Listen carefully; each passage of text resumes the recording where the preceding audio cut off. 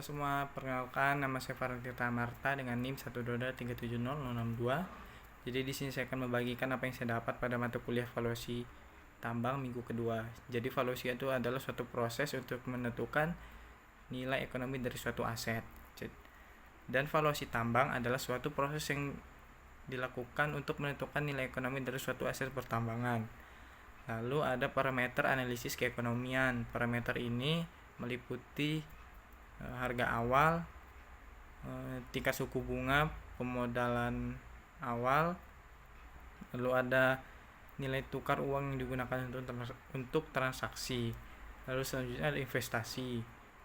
Pada tahap ini kita menjelaskan rincian kebutuhan investasi untuk pendanaan mulai dari eksplorasi, konstruksi, peralatan apa saja yang akan digunakan selama penambangan, modal kerja, modal dana, dan investasi lanjutan untuk pengembangan proyek pertambangan. Lalu ada modal tetap.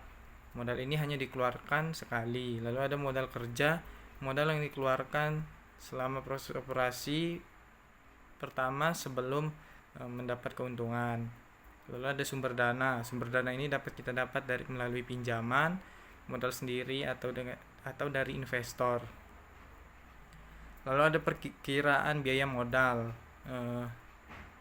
Pada tahap ini tergantung dari beberapa isu seperti jenis mineral yang akan ditambang, apakah dia memiliki nilai ekonomi yang tinggi atau tidak.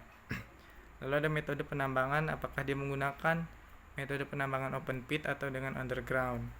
Lalu ada biaya untuk pembangunan infrastruktur yang ada, seperti pemukiman, jalan, rel kereta, bandara.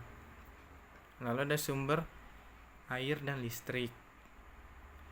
Lalu lagi ada topografi, medan, dan ketersediaan area untuk fasilitas tambang seperti bendungan air, dan waste dam.